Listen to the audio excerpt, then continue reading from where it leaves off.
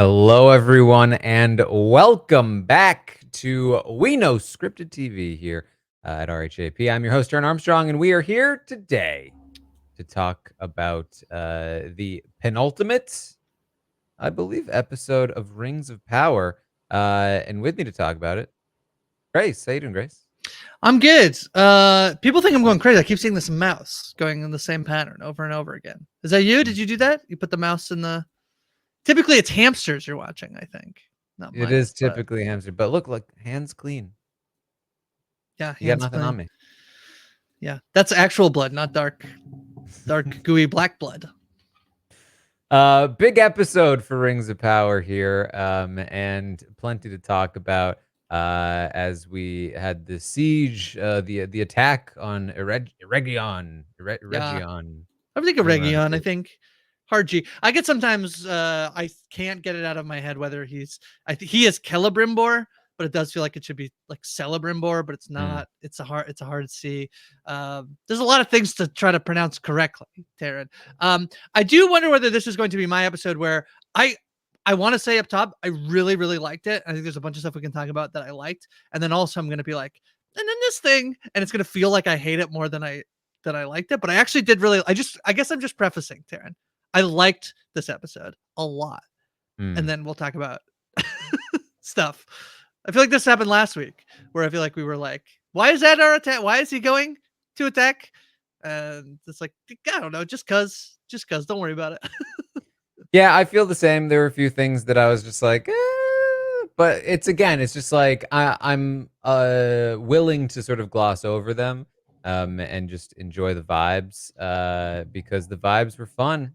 I mean, this was Lord of the Rings. This was like big battle scene, big siege weapons, defending the walls, lots of arrows flying, elves flying around. Like, this is bringing me back to like the early 2000s.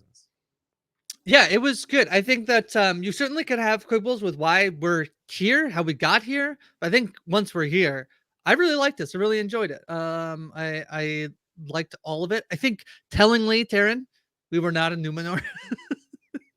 We were not a Numenor this week, which maybe for you and I, not so much for I think other people are like, I want more Numenor. Um, I think noticeably the episode is pretty strong and we weren't in Numenor at all. We also no resolution to the strain. We really are in one place. We're literally just in Eregion this episode, right? I don't think we go anywhere else. So interestingly, for the penultimate episode of the season, that we stick in one place. Feels like there's still a lot to do this season, even though Well, a it lot happened. depends on if you count Khazad-dûm. Oh yeah, we were in that. Yeah, that feels so connected, I guess. But yeah, we got okay, two locations. It feels like they're right over the hill. Yeah. There is a little bit, I will say. Part of like in the okay, again, it's gonna sound like I'm so complaining. Again, love the episode, but I feel like in the movie Lord of the Rings, it's like the movies. It's like there's so much travel, takes so long to travel. We got to get all these places. At this episode, I guess I need to look on a map just how close Khazad-dûm and Eregion are.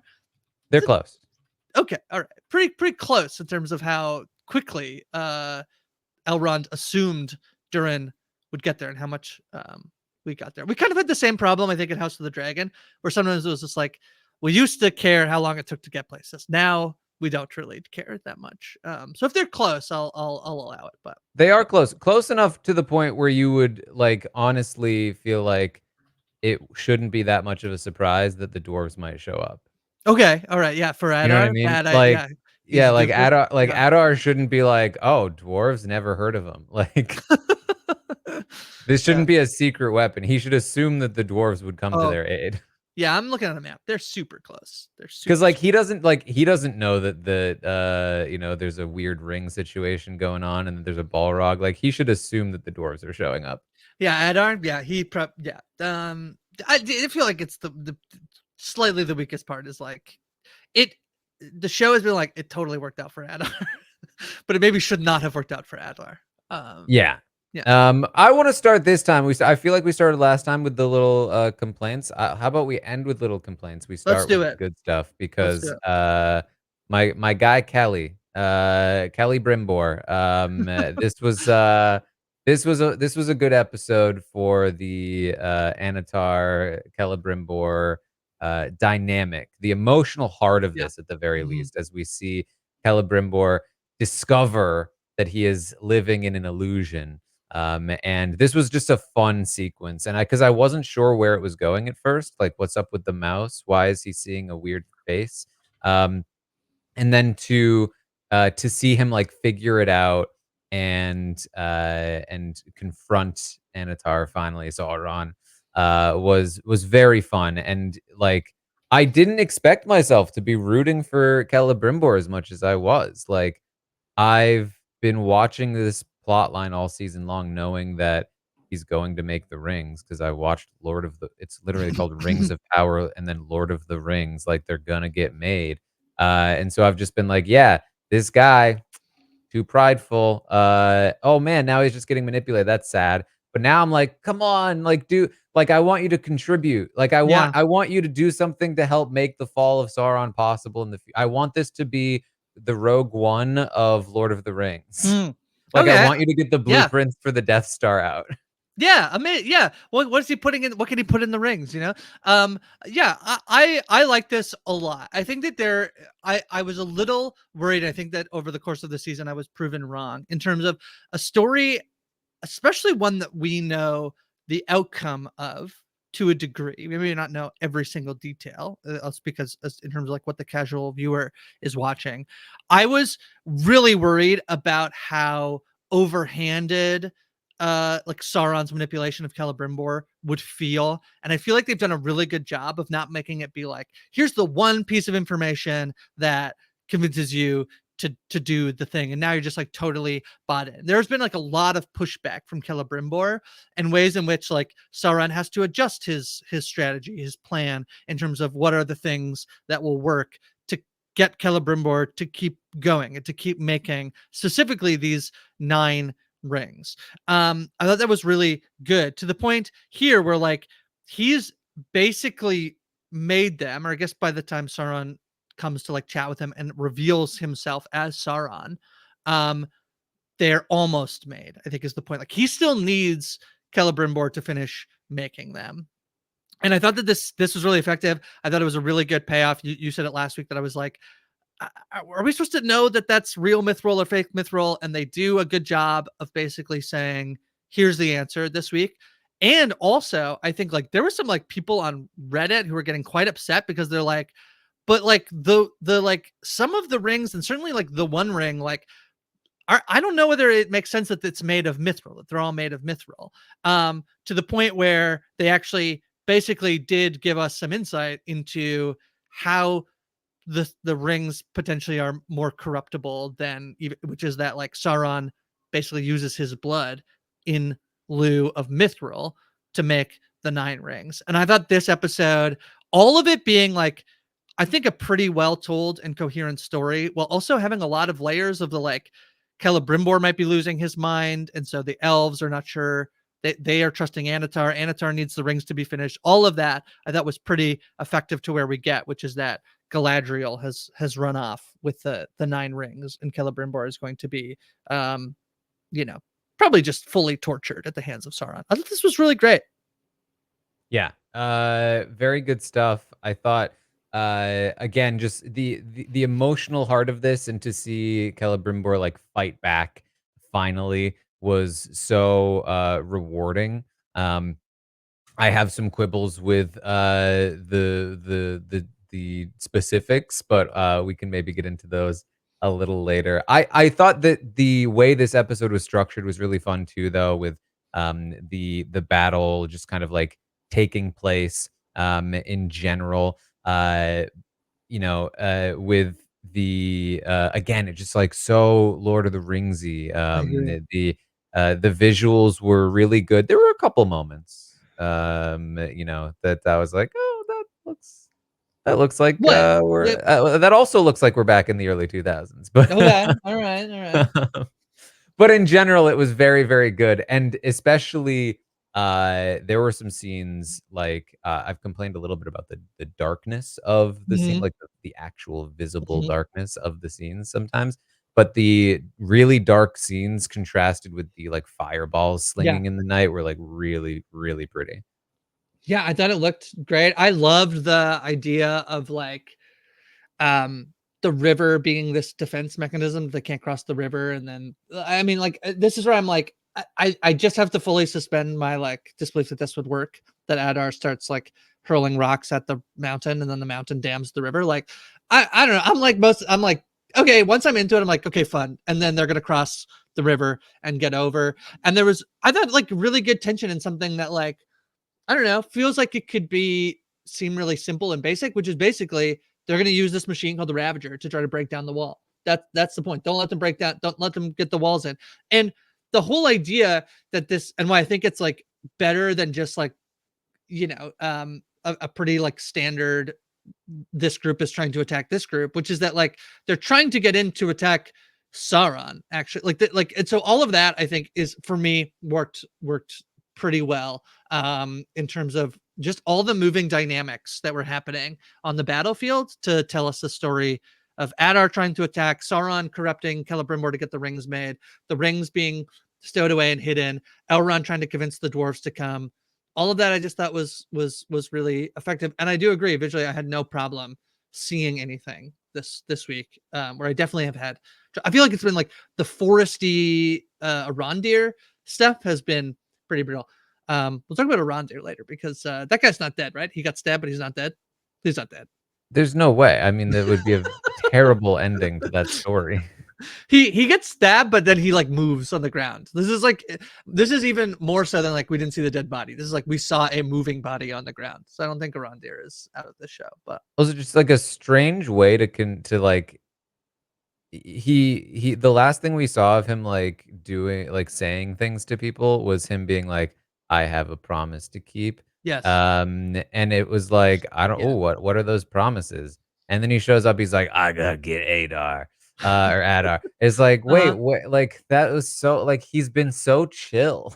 Like, I definitely feel like Rondir is the most removed from anything else that's going on. So this episode, when he got connected, when like Galadriel is like, "I know you want to kill Adar, but like now's not the time. It's a bad idea right now." I was like, "I like that. That's it. Like connect Rondir to the rest of the story." And you kind of have hooked me in a little bit more. And then I feel like they didn't really. Then he just got stabbed. So I just we'll see. I wish they had, like, set it up a little bit more in the first few episodes that he was, like, vowing vengeance on Adar, instead of just, like, chilling, hanging out with Isildur, I mean, and, you know. I feel you because I do think this is a thing that I feel like in like House of the Dragon, I was like, they are doing stuff, but I don't feel like it's enough for me. And I feel like it's probably like enough-ish for me that like literally Adar made Mordor, made Mount Doom, and then also the orcs that were under his control killed the love of his life, and then she died, which like is all a problem that it's not fleshed out enough. Ooh, fleshed out, that's a pun. Not fleshed out enough because like she got written off the show. So it's like you can see the version of this that I think like is stronger if there was a version of this that is definitely stronger. I'm like, yeah, it's fine for me. Yeah, it's fine. I think it's No, fine. no, I mean and yeah, like, it's I think it's the issue is for me is that it, like, to the point where he's willing to just Yeah, yeah, kamikaze yeah, yeah, in, yeah, yeah, yeah. and like, Yeah, because he's if he probably the had one of the been most that level-headed people on the show. if he had been that emotionally volatile, like, I just feel like he would've like, I would've been seeing that throughout the season instead of just all of a sudden. But anyway, I get it. I get it. I get it.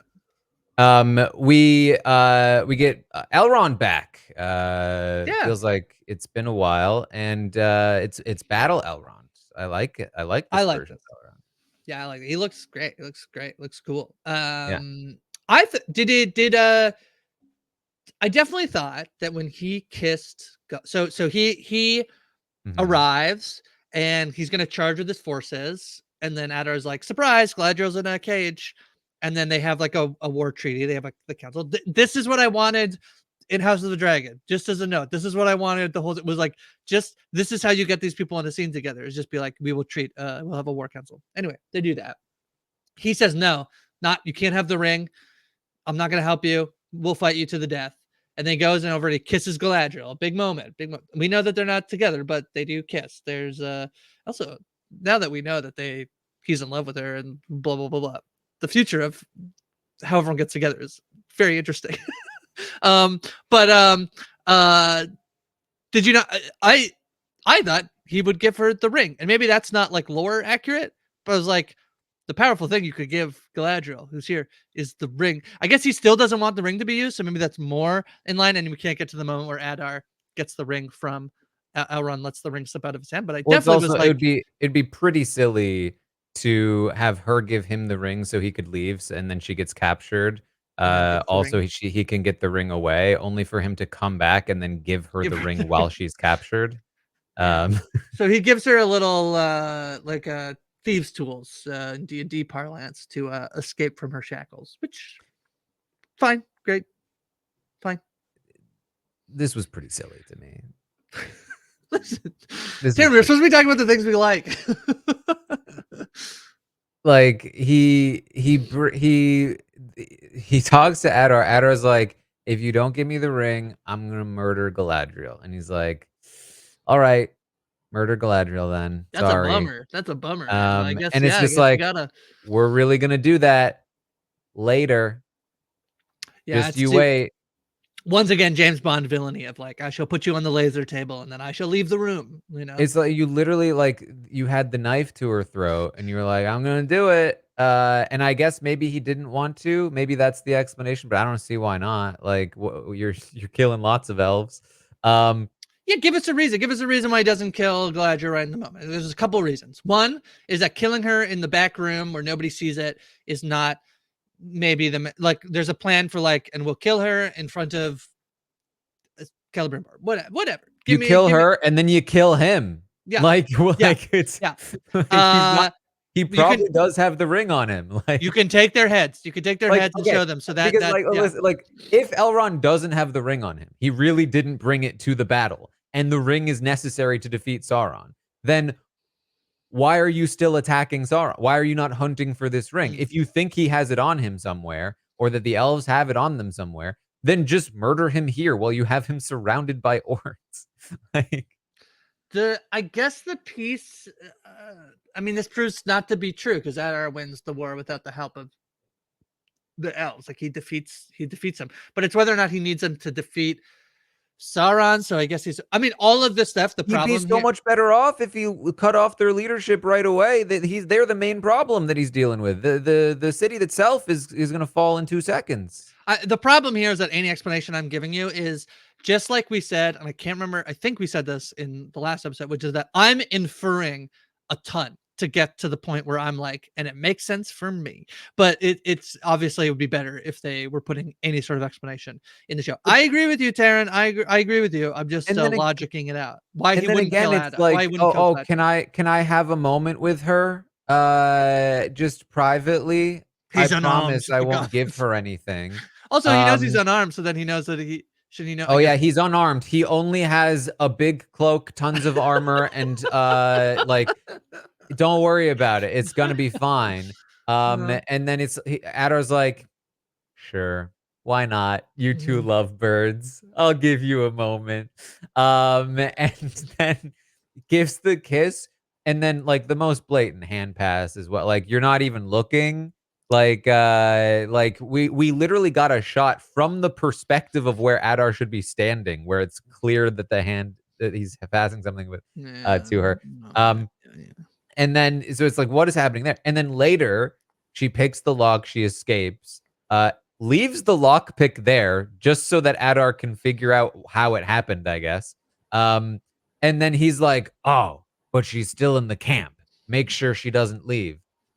And then just starts chilling. Starts just like doing some ceremonies for the fallen, like she's not run away. Like, what is happening?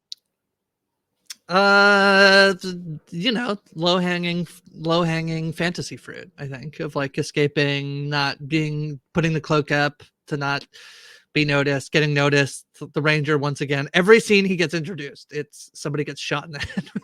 He's Then very Arondir good is at here. shooting people in the He's head. so good at shooting people in the head. He's so good at it. Yeah, I mean, again, this episode I thought was tremendous. So it's like I agree with you on all of this. That it's like it. I'm like, oh, okay, we're doing the hood up, cloaking through, trying to get out of the thing, nowhere to go. Oops, I ran into the bad guy. someone save me. It's fine. Yeah. They wrote themselves into this by like having Galadriel get caught by Adar. So It's like, and I've had these issues before, like another show that I've really enjoyed, The Wheel of Time. I feel also has these issues where just like when they get to these big set piece things, like they just, for me, they're just not moving the pieces around in a logical way that right. like is able to keep me engaged. Because it's mostly just like, okay, we know we want certain scenes to happen. Yeah, How do we force the pieces into place so that these scenes, how do we get Elrond to kiss Galadriel? that's right. How do we let Galadriel escape in a thrilling way where she runs into Arondir? Yeah.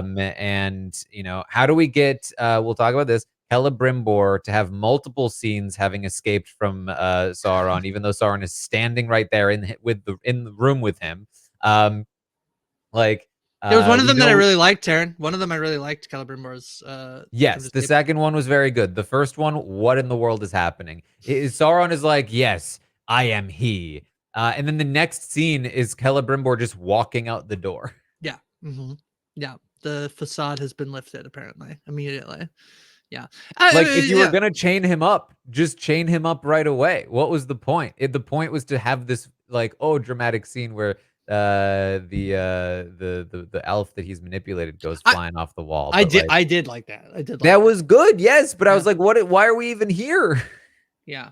hmm Um do you know just to stick on like Galadriel, Elrond, Adar stuff just briefly Mhm. before we go to Anatar is I will say I know that you have had trouble with the new Adar that he's like not totally working for you. I do think this is like such an I think like for an invention for the show like Adar is not from any Tolkien work. The moment where he does, I know it's like he shouldn't be doing this, but he goes when they're burning the dead bodies of the goblin. He's like giving the prayers. He just like shed a tear. I do think this guy who and I might have misspoken in early episode. Someone in YouTube's comments said I said that it's not that Adar corrupted like goblins. It's that like he's a corrupted elf, which is like basically on route. Like this is what happened. This is what goblins are. They're like corrupted elves, basically. I actually think I don't know if this has been working for you, but I think like one of my favorite Lord of the Rings thing like ever movies and this is like goblins and orcs and like the prosthetics. I would love to play one in a movie. Peter Jackson, I know you're casting for Hunt for Gollum right now. Um, uh, this storyline of like Adar seeing those people as victims, or maybe not going about this the way that the like part of the I think part of the thing with Lord of the Rings, which is why it can be so good, and also why I think if there are critiques of Lord of the Rings and a lot of the lore that comes out of Lord of the Rings, is that it's like it's very black and white. It's very like and Star Wars as well. Like it's like there is good and evil, and that's like it. And you either like good and then you get corrupted to evil, or evil and you become good. And Adar is like I think this like interesting shades of gray for me that is compelling to me. This idea that he like is the father of orcs or whatever, father of goblins, and that he is like and this debate in the episode where the thing that Elrond is trying to use against him is basically like you're willing to let them be sacrificed, and Adar saying like they're not being sacrificed, they're basically preventing them from all becoming slaves. I thought that is like actually interesting like philosophical stuff that is like embedded in this show. I don't know if you agree, if it's working for you or not, but I like it. No, I love it. I love the concept. It's mostly the portrayal that's not landing super heavy for me. Yeah. I just feel like he's just always got the same expression on his face, That's even fair. when he's shedding a tear. That's fair. hmm And I He's felt probably in a like lot of prosthetics. well, that's the thing. Like in my uh, memory, it was such a, and I could be wrong, but I just feel like season one, the portrayal was so much more emotional and like um eh, just I, I wouldn't say nuanced, but like it had more range to it. It felt like the guy when I think of Adar from season one, I think of like an activist who has gone Yeah. very far off the deep end. Okay. When I see this Adar, I think of him as, quite frankly, a plot vehicle, who is just doing what the plot needs him to do to make these scenes happen. And then we keep just having this thing over and over again of like his orc lieutenant being like, "This guy, come on." You're not Uh, gonna kill it. Yeah, I don't know. Yeah, I get it. They're like, yeah, I get it. I get what you're saying. I don't know. I so watched season 1 recently, and it's funny that I feel like I feel like for me it's not that different, and I wonder if that's like true or I'm just for being more forgiving to the show, and whether your distance from it is like creating a greater chasm between the season 1 portrayal. certainly could And be. I don't know whether I could be either. I'd be interested if people feel. I don't think people in the comments have really been telling us whether they feel one way or the other. So it'd be interesting to hear if you feel more like that it's working for you, or if you're more in Taran's camp of like something's off here. It's not hitting quite as well as it probably I don't could. think I've seen people echo my sentiment, so it's probably just me. And I But don't. I was not saying that to then have people like hate on you. Please be respectful in your comments. But yeah, yeah, so so yeah, I mean, interesting stuff there. But again, like the overall vibe here is very fun. And then particularly, I really liked the dwarves plot here, yeah. with Elrond going back and visiting Prince Durin, and of course the other dwarves are willing to back him because the king is all over the place, just being a weirdo. Yeah, he's a greedy scumbag. He's basically been corrupted by the ring without any help of Sauron, basically. Mhm. Yeah, I like this. I like the scene of a couple things in here that I really liked. I liked the scene.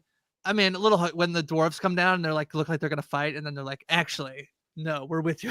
Put down their axes. Fine, I still liked it. Well, Uh, the thing about that scene is that you knew where it was going, yeah, right? Like you knew 100%. that they were going to side with him. So when he raised his axe, the like opponent dwarf, I Yeah, was like, oh, okay. So they're raising their axe because they're going to be like, we're with you, like, and continue to raise it. But he raised his axe and then like set it down. yeah. They chucked it. He chucked it down. I Yeah. was like, okay, well, that's now you're just intentionally being misleading. Yes. I liked the speech, the Khazad-dûm speech, Mhm. Durin rallying the forces. I did like that. I think noticeably we didn't really get, other than like they don't come.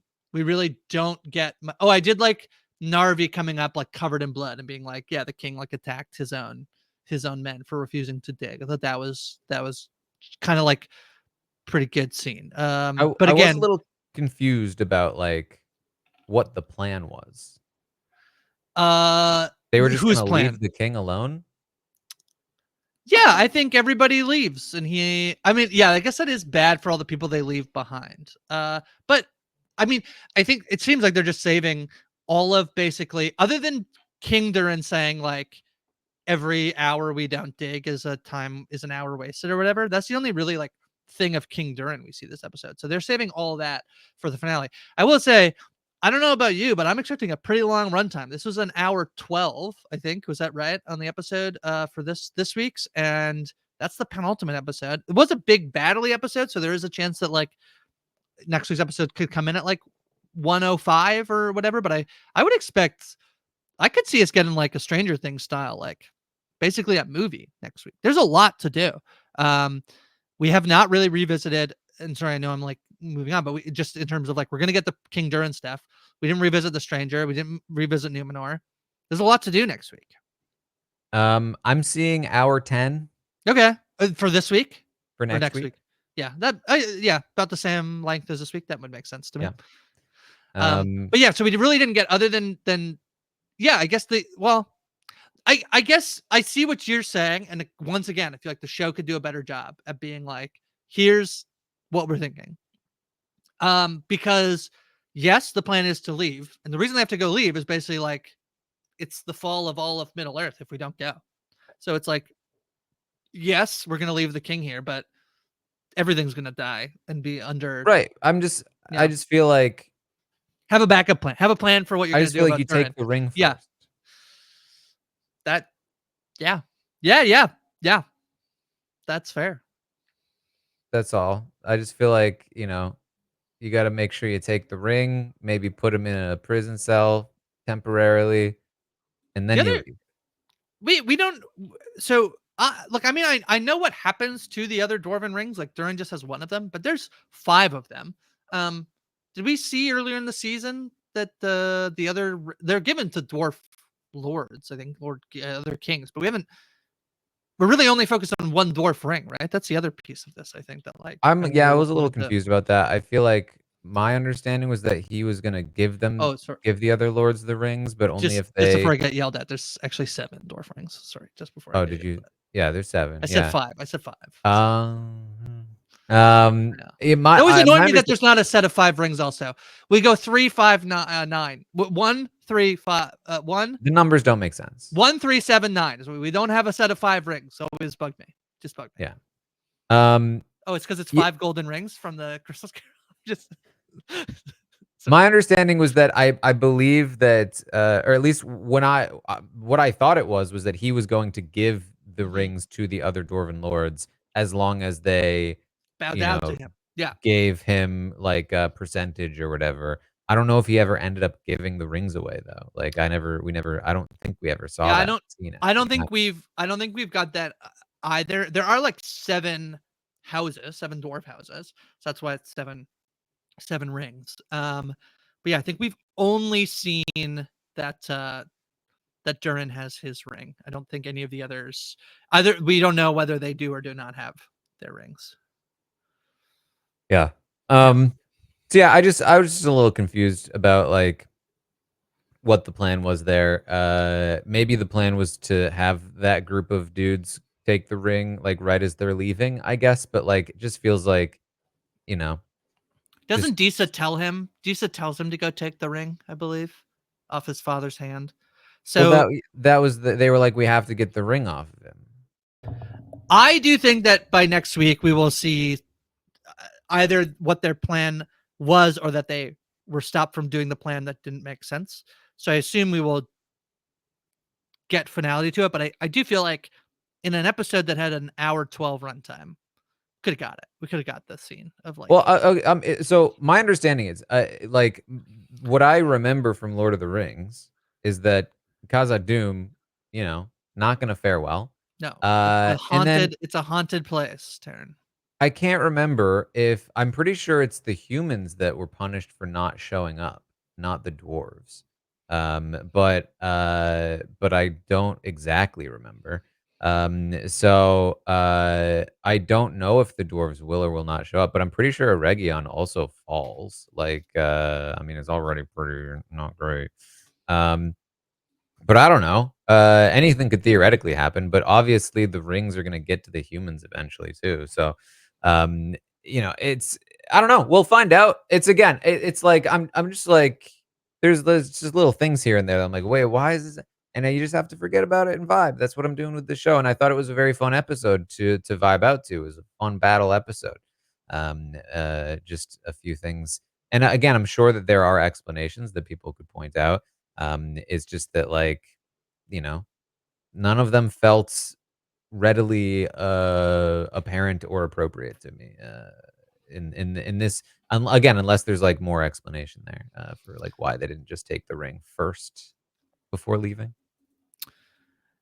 Yeah, I mean, I'm just trying to think through it in terms of like I do feel like they've like diverted enough from source material, obviously, that like I feel like they should feel like I'm just trying to think of like in my head if why they have done things the way they're doing is because they're trying to be in some way authentic to the source material, and I'm struggling to think exactly why they would feel the need to do like yeah, I think part of the job here that I guess like if we're critiquing the show and some of the writing here is that yeah, just because they have to get from point A to point B doesn't mean they shouldn't try to find the most coherent way to get from point A to Well, point B. obviously, what they wanted was for Prince Durin to have to make the decision, my mountain or my friend. Yes, 100%. Um, it just like the thing for me is that like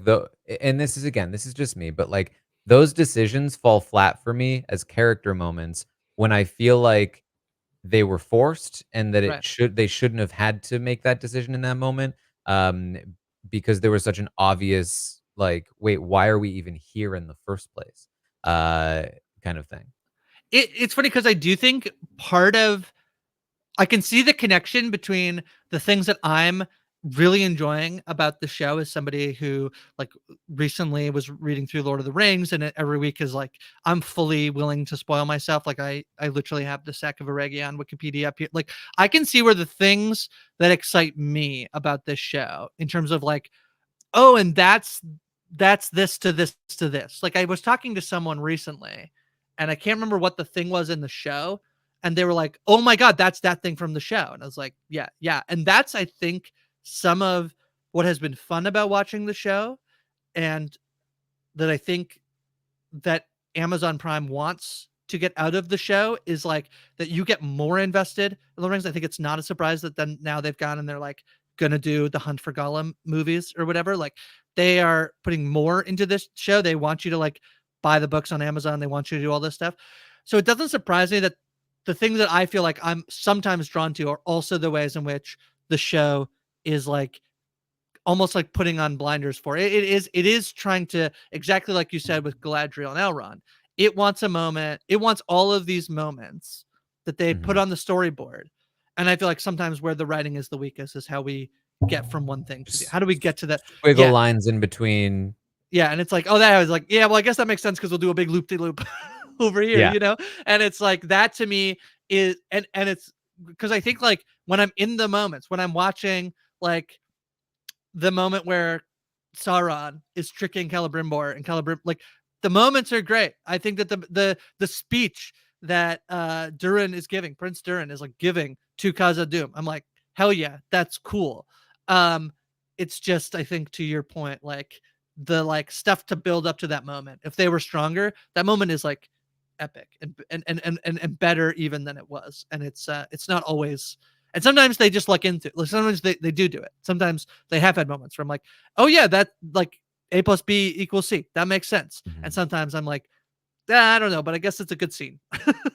Yeah, it was like with Celebrimbor, it's like, well, we want the scene where he looks crazy and he pushes, the, like, other Smith off the wall, Arondir. um, Mhm. but we also want a scene where he cuts his thumb off to escape, but we can't have that scene be the where he escapes to push the Smith off the wall because he needs to run into Galadriel for that scene, so how does he get out the first time? Right, right, right, Well, right. maybe he just leaves, and then, like, maybe in our head canon, it's because Sauron wanted him to leave so that he could show him being crazy to everyone, and then he'd feel extra helpless. It's like, yeah, that probably tracks enough. Let's just do it. That's what I think. That's exactly what I think of. Like he does want Right. this he wants the moment where Celebrimbor he delivers on the story that he has been telling everybody as Anatar of like Celebrimbor's lost his mind. Like it's you got to trust me, and he does need that moment.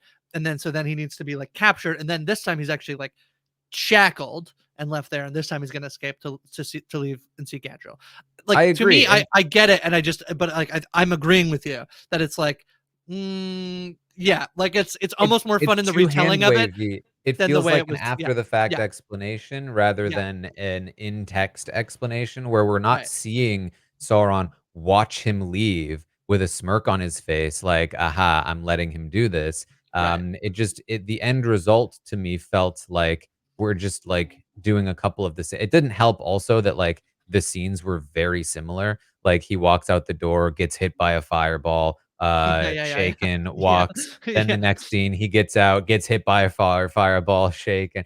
But yeah, those are the little things that bother me. But like, and I think the frustration is because I feel like the rest of this is so fun, and the setting is so fun, and the story is so fun, and a lot of these characters do really work, and I know that these writers have it in them to really explore some interesting things, like the manipulation of Celebrimbor. And if I felt like if they tightened these little like these loose strands up, this would like really hit hard, and I think it did hit hard. Like, this was a very fun episode. I don't want that to be missed in all of this. I do think that like the speech about the loyalty of dwarves followed up by a decision testing that loyalty immediately, that's compelling. And so then watching Elrond being like, no, he'll come, Durin will come, the dwarves will come, just like hopeless, was cool to watch. Like, these concepts are cool, and I'm sure that they're working for a lot of people, and I do not want it to not work for other people, because it still does work for me. It's just I can see the world where it works even more for me. So Well, that's just kind of where I'm at. yeah, I think that the thing is that I can point to a bunch of stuff in the show that's working extremely well for me. So first of all, I think the acting on this show is really, really good. I think that particularly Charlie Vickers as Yeah, Sauron is so good. I was a little underwhelmed early on by Charles Edwards, who's playing Celebrimbor. I've enjoyed it. I like it a lot. rushing. I think Morfydd Clark as Galadriel works for me. There's a lot that is just like completely working, and the performances are really, really strong to the point where I would say that I was thinking as Celebrimbor is like freaking out in the Forge, I was like, it's kind of a shame that like Rings of Power is a show that's never really going to get Emmy love. Like, it's kind of a shame because I think that there is like it's close enough, I think, to like being as good as some of the stuff we see. It's just because it's wrapped up in fantasy that I think like it gets a little bit it isn't perceived as being like prestige in the same way. The other thing I think that is like enhancing the performances is that I actually think that like the writing of dialogue is extremely strong in the show. It feels so fantasy. I was talking about House of the Dragon this season, and I think like the biggest thing that that show is missing is well-written dialogue. And the reason there's such a drastic contract from Game of Thrones to House of the Dragons because George R. R. Martin is not writing a lot of the dialogue that they're like pulling from his books to put into the show. Obviously, Tolkien is not writing this dialogue. It'd be a miracle if he was, because I think he's been dead for many years. But I think the dialogue for me, like, I think that this could feel corny, and to me, it doesn't. I feel like it's strong, and people might find that it veers into the corniness of this sort of fantasy dialogue. It's working for me. I think that the writing of speech in the show is tremendous. And then I know could have your complaints. I think it looks visually amazing. And so like those three things I think like add up to the show being extremely watchable, very fun, very, very good. It's just that I think like the things that we're honing in on is like things that the show is not doing as well, are things that probably maybe even you and I are like valuing more than maybe some people. Like you and I are then like thinking about how we're then going to talk about it. People who are listening to this podcast are thinking what more about the show and the conversation about the show and why things are happening in the show, as opposed to someone who might just like throw it on Thursday night and is just like, checking it, I guess, Thursday morning, Thursday night, whatever. This is And then also just just leave. me. Well, yeah, but Like that's what I'm saying. I think that like I think even that, before I was a podcaster. but I think that you're representative of a type of TV watcher that is a chunk of TV watchers, but also not like everybody and so I Certainly. think that like we would turn up the like when there's the thing that's missing, which is like some of the logic. We're going to be critical of it a way that is going to impact even the way we're speaking about it. It probably feels like it makes up more of a percentage of what we dislike about the show than it does. But then the other stuff, like it's not as easy. It's to just come on here and be like, that was a really good performance and the visuals looked really cool. It's not quite as interesting to talk about. So I think that like overall we like the show a lot. And it's just like the piece that we dislike probably is more of a, like it's more impactful because of the type of TV viewers that we are, and I would suspect that people are listening to a podcast about Rings of Power are. And so yeah, The I think that like and you might dislike this about me as a television podcaster, or you might like it about me, but like it's a sign that I like the show a lot that I'm talking yeah, about yeah, it yeah, in this way. yeah, If it's a show that I don't have high expectations for, that like it's just, if it's a show that I think is fine, um then I'm not even bothering to it's like evaluating the gameplay of somebody on Big Brother or Survivor who, like, is not a good player, but I'm like, "Ooh, look at them. Look at them Right. doing good here." Like that's like, another show that I don't have as high of expectations for.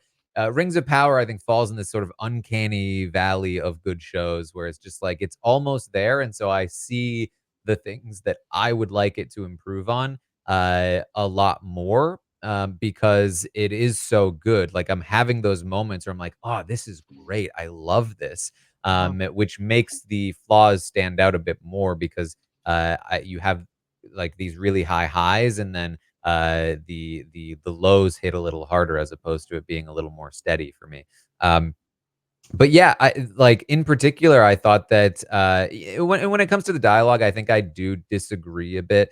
Okay. I think that Fair. for me, it does fall into corny occasionally, and more importantly, I think that it tends to. We've talked about this a little bit before, but like I think it tends to rely on like cliche a lot. Like, there's way too many times where I know exactly what a character is going to say because it follows the exact pattern of like typical dialogue. One of which was like a really cool moment that I really enjoyed in this episode, which was Sauron talking about Morgoth and being Oh tortured yeah. and the feeling of that. And the way that Sauron's like, you actually are the cause of your own pain here. You're the one that made me do this. Yeah, your greed, your And pride to like create. Yeah. Hmm. yeah, and then Celebrimbor's like, "Oh, you're the great deceiver. So great that you're deceiving yourself." And I was like, yeah, you see that line coming from a million miles away. Really from the second he says that because it's just a little too on the nose, but like I it's on the like it. nose in the sense that if I compare it to like, uh, you know, like Better Call Saul, like that line would never be in Better Call Saul because it would Sure. all be subtext, right? But in this show, it's just right there. And this is a fantasy show. The fact that I might even have expectations for a fantasy show to have the level of dialogue and subtlety as a Better Call Saul is I think like a celebration to me because I love the genre and it's not known for that kind of subtlety.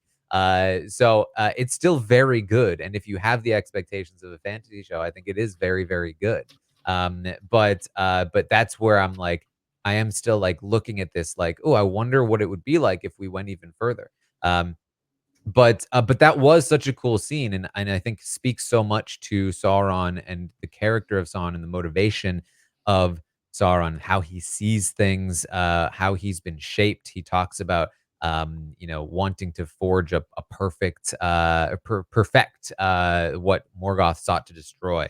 And I think that is such valuable insight to his character and like why he also has such an affinity for Celebrimbor himself and why he was drawn to creating these rings. And so it obviously makes a ton of sense. And again, I just really like the arc that they developed for these two characters. Um, yeah, I liked that as well. I thought that scene was really good. I think knowing more about Sauron is kind of one of the more interesting things about this show. Is for me, it's been the most interesting piece of this show.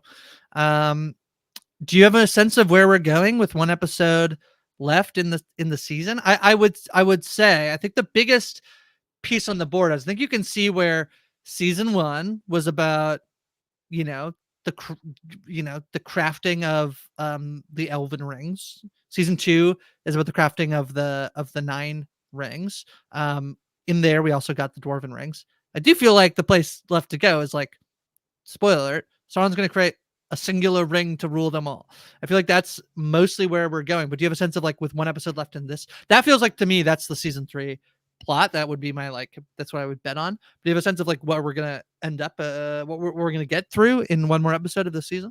Well, I think we have to connect or we have to like finish off all of the season two plot lines, right? So like uh probably Gandalf is gonna have to make his decision, which is gonna be saving Nori. And he's gonna That's face so off weird. It's against been a weak storyline this season. I gotta say, I feel like yeah. I had a lot of expectation. I feel like there's, I feel like this show, the one thing that they do is that they're like saving a lot, and it's like, yeah, I don't know, I don't. Can you just do more? I guess we got Five-season Tom plan, right? Bombadil, so yeah, I That's guess the so. idea. I guess so. Um, so I think we're gonna get that. He's gonna save Nori. He's gonna get If his we don't find staff. out who both of those wizards are, I'm gonna be so annoyed We're next gonna find out episode. who he is, I think. Both of them, both And also the Dark Wizard though. maybe the dark. I don't know if we'll find out who the dark wizard is. Maybe it's just a guy. Could be, could just be a But guy. What if it's I just think Kieran we'll. Hines? Just him. It's the actor Kieran Hines in Ring of Yeah, Fire. he's Mhm. he's in Middle Earth. Yeah. I think we'll get that. How does that connect to the main plot? It probably doesn't too I don't think much. it does though. It'll maybe be like, now Oh you have to go and help no, fight no, Sauron. there is a way. I think if he finds out who he is, and if he gets to the stars and finds out who he is and learns his name, blah blah blah blah, and finds his purpose, the Astari were sent to fight Sauron. They're Right, sent yeah. specific. So that's how it can. I mean, But, in terms of, like, connects, it'll but not really. that's what I'm Yeah, saying is that, like, yeah, they'll point him at yeah. Sauron at the end, but he won't More necessarily go stars and fight Sauron himself. to go towards. Um, Yeah, yeah, they're not going to be in the scene together. Mhm. and it doesn't seem likely, No, I don't but think who so. knows? And then, like, the Numenor stuff, I assume will be, hair guy seeking out Sauron in some way, or Sauron seeking him out, and promising him a ring, or maybe getting the rings back from Galadriel. Obviously, we have to like resolve the human rings get to the humans at some point. We know this. Right. So how does that happen? That's probably going to be in the next episode, and it probably connects to Numenor in some way. And then Khazad-dûm seems like they might be falling soon. Yeah, there's a thing based on the Battle of Eregion that connects, but like there's Okay, well, more. There's more to. No, no, we don't need no. to I'm know not. if it's too. No, Yeah. no, I'm not. Yeah, no. Just that there's more to do with Khazad-dûm for sure. I mean, there's a lot more to do with Khazad-dûm. Basically, is what I think. So, okay, fun.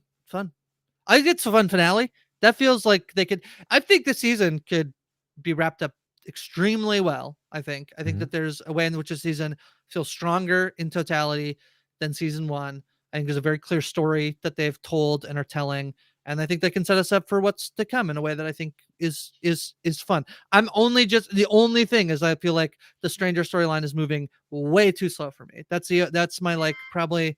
Ooh, that's my storylines are moving too slow alarm.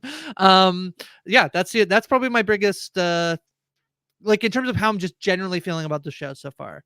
That's my biggest nit to I pick. don't But mind that personally, because it's just like, it's more of an adventure story, right? So, like, I think the maybe part of the issue is that it didn't feel like it had a strong enough, arc here, in terms of, like, you know, where I think that, like, time management has been a little bit of an issue for it. I think that, like, the last episode in particular, I think, they needed to move the story somewhere. They needed to do something more, in that. I think that was the missed episode, because it really just dragged its feet. There was nothing new introduced in it. yeah, because I what I really actually did like about the season was the choice to basically like this episode to be like, we're not going to Numenor and we're not hanging out with the stranger or Nori and Poppy. Like I really like that choice actually to feel like you can go a week without seeing those people. There's enough in the show. And I actually think in ways that's probably helped the pacing of this season overall in a way that I really enjoyed it. But my complaint is that like when we hung out with the stranger and Nori and Poppy, I feel like we didn't get much. We got Stranger with Tom Bombadil, find a staff, go find your staff or go find your friends, and then we get like the like Nori learning about different types of Hobbit stuff. It's not bad. It's just for me I thought it very was good. I like, yeah genuine. I think that yeah finding these other hobbits was good. I think that, being chased by a mysterious wizard, running into Tom Bombadil, I think that's all good stuff. I think that it just, like, I think, again, like, the last episode just didn't introduce anything new to the yeah. table. So now it feels like it's been like 3 plus episodes since anything's progressed in that storyline. And then also it's this thing of like we come on here and talk about things after every single episode without the totality of the season, which next week we will have. And I could feel like, oh my god, I love the Stranger Nori Poppy stuff, and it was actually paced perfectly because of the content they put in the finale. So we shall see. We Our shall favorite see. All expression right. here. Well, There will be a finale next week, and we'll talk about it, of course. We'll see how the season lands. Overall, I'm still higher on this season than the first, and I like the first season. I'm really enjoying the show. Again, I don't want that to be lost because it is very much a show that I'm like giving my full attention to, Mhm. and that I am enjoying. Like when I'm like I'm watching the episode and I'm just having a good time, and I'm checking the clock, and I'm like, oh, I hope it doesn't end soon. You know, like I'm just enjoying my time in Middle Earth. Quibbles aside, it's just a fun I've said this so long. It's just a fun vibe. I just enjoy existing in that world. It's so pretty. The characters are fun. And I'm not bored. Unless we go to Numenor. So especially when we're not going to Numenor, I'm not bored, and so I'm really just enjoying it. And I'm sad it's gonna end next week. Yeah. Yeah, excited for the finale. And then we'll wait like 2 years for another season. Yeah. Yeah. All right. Well, that's what we have for you then this week. We'll be back next week to talk about the finale of Rings of Power season 2. In the meantime, check out our Tastemakers podcast where we talk about all kinds of shows and what you should maybe be checking out. Of course, plenty of other stuff going on. Penguin industry. What else, Yeah. Grace? Those are the shows we're recapping right now. I think there's some Agatha All Along coverage, and the weekend program is chugging along as well. TV for real. We know scriptedtv.com. Make sure you're subscribed. Have all the links to everything you need. Yeah. All right. Well, thank you all so much for joining us here today, and we will see all of you next time.